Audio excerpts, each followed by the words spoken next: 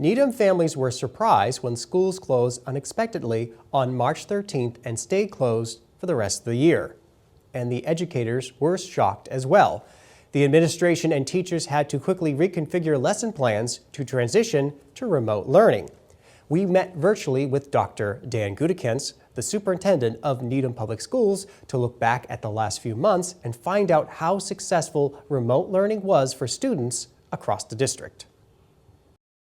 We literally closed the buildings down without really meeting with the staff, without having a plan, frankly, about what we were going to do. And over the course of the next several days, our teachers and principals and curriculum leaders really rallied and put together a plan for the initial weeks of school being closed.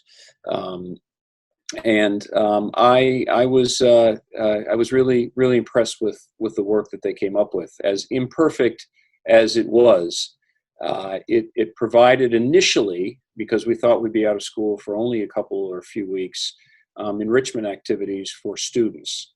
And teachers learned new skills with technology. They had a unique and a very different opportunity to collaborate with their colleagues across the grade level. For example, third grade teachers connecting in ways they never did before so that they could together bring children forward. High school teachers connecting with one another in different ways.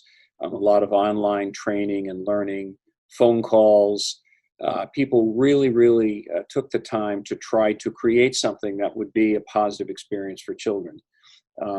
I likened it at the time to an all-hands-on-deck approach to learning. We needed to have our teachers, principals, secretaries, our nutrition service workers. Everybody had to jump in and help out in any way they could to provide for our children and their families. And I also I like the metaphor of what I've come to learn in World War II. When it was crucial to get supplies across the Atlantic Ocean and also across the Pacific, we just didn't have enough ships, and they were targeted by the Axis powers, and so someone in the United States came up with the idea of building Liberty ships.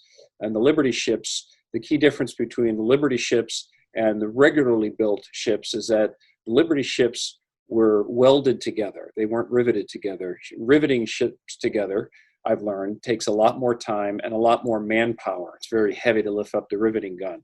But the Liberty ships were welded together. Many women were involved in their construction. In fact, in some cases, mostly women building these ships. And they were built quickly, sometimes in weeks. They got on the water. They delivered supplies. Well, and you know the end of the story, we won the war. These ships, though, by the way, they weren't pretty. And they didn't last forever.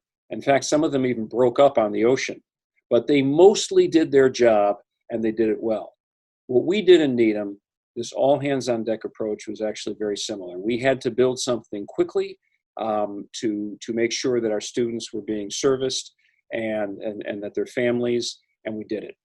Now, then the closure went longer. The disease increased in Massachusetts, and more people were getting sick, and sadly, folks were dying. And that was impacting the Needham community as well. And we realized that we would be out longer, and finally, we would be out for the rest of the year. And so it was incumbent upon us to work with our teachers and our principals to say, okay, what can we do that will provide more learning opportunities for our children? Recognizing that a remote environment is not an ideal environment for building and nurturing relationships between young people and adults. That really happens in the classroom, and is essential, I think, to teaching and learning. But this is where we were at, and so we did develop a more robust plan, pre-K through 12, that allowed more opportunity for students to engage with their teachers and more opportunities for learning. I'm very proud of the fact that ultimately, with our teachers, we developed a plan that had Needham teachers meeting in live sessions twice as often, at least, as all of our neighbors. There were many Needham parents who said, you know, we should be doing a better job. We should be doing like this community or that private school. The reality is Needham teachers were meeting with their students more regularly and consistently in live lessons than anyone in a surrounding community.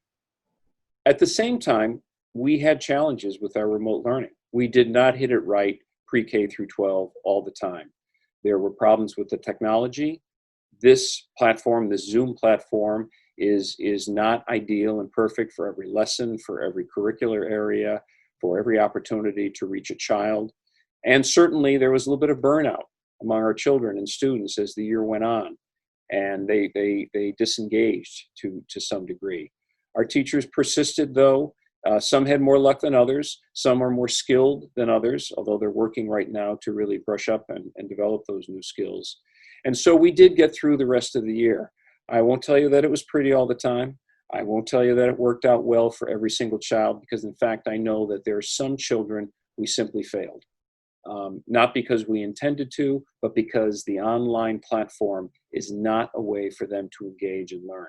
And so although it was imperfect, and although we did have problems, I'm pleased that we were able to connect with children and their families. And like those Liberty ships, we made it.